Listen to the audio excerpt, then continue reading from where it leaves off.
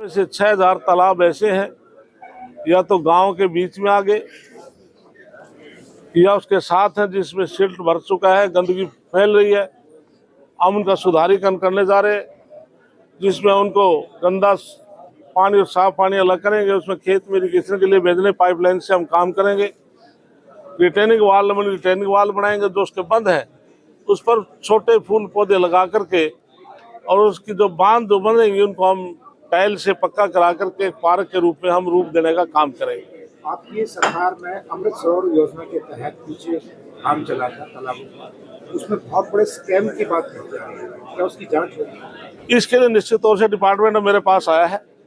जो इस प्रकार की जो आपने बात कही है, हम सबसे पहले उनको देखें कि जो काम शुरुआत हुई तो पेंडिंग क्यों है, किस वजह से है। यदि किसी ठेकेदार की एजेंसी कोई कमी है तो उनके खिलाफ भी एक्शन होगा। वो क्यों बंद पड़े हैं, सारा मैं रिव्यू जो मैं करूँगा सभी प्रदेश के हमारे सीओ से डीडीपीओ से बीडीपीओ की मीटिंग बुला करके उसमें सारी आउटपुट आ जाएगी और उसमें हम आगे चलने का काम करेंगे। इसके लिए बिल्कुल आपने बात कही है तो हम निश्चित तौर से इसको मद्देनजर रखेंगे और इसकी इंक्वायरी से पता लगेगा क्या मामला है। मंत्री जी, आपके पास पंचायत मंत्रालय है और ये कहते हैं कि विकास का रास्ता गांव से गुजरता है, तो क्या सरपंच सही तरीके से जो नाराजगी थी उसको दूर कर? इसके लिए अतीत में सरपंचों का सरकार के बीच में कुछ समय आपस में खाई रही, लेकिन नायब सैनिक सरकार बनने से पहले ही जब वो मुख्यमंत्री बने थे तो उन्होंने सरपंचों के साथ मीटिंग करके जो उनकी मांग थी, सरपंचों ने 21 लाख की कोई डिमांड नहीं की थी, वो तो 10 या 15 लाख तक भी खुश थे, लेकिन मुख्यमंत्री ने उनको मान देते हुए 21 लाख को फ्री हैंड करने का काम किया था। और 16 तारीख को आचार संहिता लगी थी पूरे प्रदेश में, सभी ग्राम पंचायतों में 21 लाख रुपए भेजने का काम किया था, जिससे सरपंच अपना काम कर सके। भूपेंद्र सिंह हुड्डा ने बोला कि शुरुआती दौर में सरकार का पता चल गया, कुछ भी नहीं है। इसलिए भूपेंद्र सिंह हुड्डा जब से हरियाणा बना है 91 से, तो साथियों मैं देख रहा हूं कि जो पार्टी अब तक अपना विपक्ष का नेता नहीं चुन चुके, वो भारतीय जनता पार्टी के बारे में क्या चिंता कर रहे हैं। पहले अपनी चिंता तो करें, अपना विपक्ष का नेता नहीं अब तक चुन पा रहे हैं। ये पहली बार ऐसा हो रहा है। हरियाणा अध्यक्ष ने कहा बात की जा रही है क्योंकि पंजाब के जो है ऐतराज जताया जा रहा है। इसके लिए हमारे ज्ञानचंद गुप्ता बड़े फॉर्मर स्पीकर, उन्होंने इस मामले को बहुत अच्छी मजबूती से उठाया था कि जब पंजाब हरियाणा का डिवीजन हुआ तो 60-40 की रेशो थी।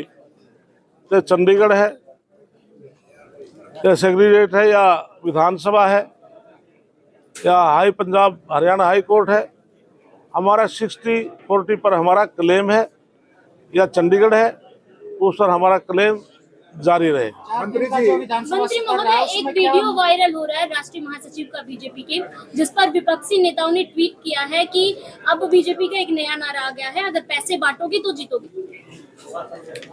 मैंने वीडियो नहीं देखी है। ये नारा कांग्रेस के पूर्व विधायक का तो मैंने सुना था, लेकिन जो आप करें तो मेरे सामने आएगी तो मुझको मैं सुन रहा, मैंने नहीं सुना। मंत्री जी, हरियाणा के कांग्रेस के अध्यक्ष ने कहा है कि बीजेपी ने 14 सीटें गलत तरीके से जीती है, उनका कहीं न कहीं इशारा है ईवीएम हैक की है। इसके लिए 8 तारीख की काउंटिंग थी। 4 दिन पहले नायब सैनिक माननीय जो आज मुख्यमंत्री, उन्होंने प्रेस कॉन्फ्रेंस की थी चंडीगढ़ में, और चंडीगढ़ में उन्होंने बड़े दावे के साथ ये कहा था, कॉन्फिडेंस भी होता है कि भारतीय जनता पार्टी पूर्ण बहुमत से सरकार बना रही है और कांग्रेस के लोग ईवीएम पर सवाल उठाएंगे। उन्होंने वही किया। उसके बाद वो इलेक्शन कमीशन के पास गए। इलेक्शन कमीशन जाते उनकी जो बात थी उसको अस्वीकार कर दिया था। तो ये सारा देश इस बात को समझता है। ये केवल अपने कार्यकर्ताओं का मनोबल मेंटेन करने के लिए और जो उनके दिल के अंदर है उसको शांत करने के लिए, बाकी कहने के लिए और कुछ है नहीं। कोई ना तो कोई विधानसभा उनके पास कहने के लिए कोई मुद्दा था, केवल ईवीएम के अलावा उनके पास अब कुछ नहीं है। उनको सपने में ईवीएम दिखता है, दिन में भी ईवीएम दिखता है। अवैध खनन को लेकर मंत्री जी, अवैध खनन को लेकर कोई पॉलिसी, क्योंकि यमुना अरावली में बहुत सी ऐसी घटनाएं आती हैं कि अवैध खनन की शिकायतें मिलती हैं। इसके लिए ये डिपार्टमेंट मेरे पास अभी आया है, मैंने एक फर्स्ट मीटिंग ली है।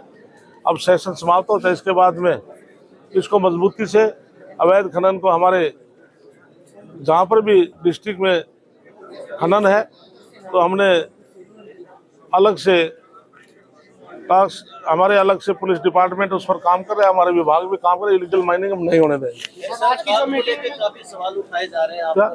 आग को लेके काफी सवाल उठाए जा रहे हैं। डीएपी के लिए हमारे कृषि मंत्री जी ने जो फेज वाइज जो डीएपी आता है उसका डिटेल में विधानसभा में जवाब दिया था और डीएपी आज भी हमारे पास सरप्लस है। कितनी आज शिकायतें आई थी? आज 13 शिकायतें आई थी, 13 में से 8 का समाधान हुआ, 5 हमने पेंडिंग रखी। सर की अधिकारियों को भी चेताया है।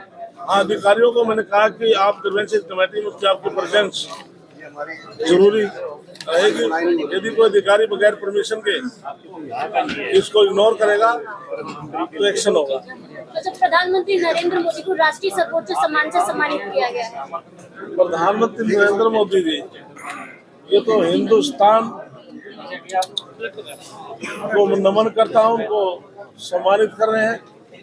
हिंदुस्तान ने उनको विदेशों में भी सम्मानित किया जा रहा है। जिस प्रकार से आप यूएनओ के अंदर 31 जून को हम योग दिवस मनाते हैं, 177 देशों ने जब उनको समर्थन दिया था तो इसलिए G20 में सभी देशों ने उनको प्रधानगी कराई, तो सम्मान तो वो है। तो इसलिए आज हिंदुस्तान ने विदेशों में भी नरेंद्र मोदी का इससे बढ़कर सम्मान है। धन्यवाद। Thank you.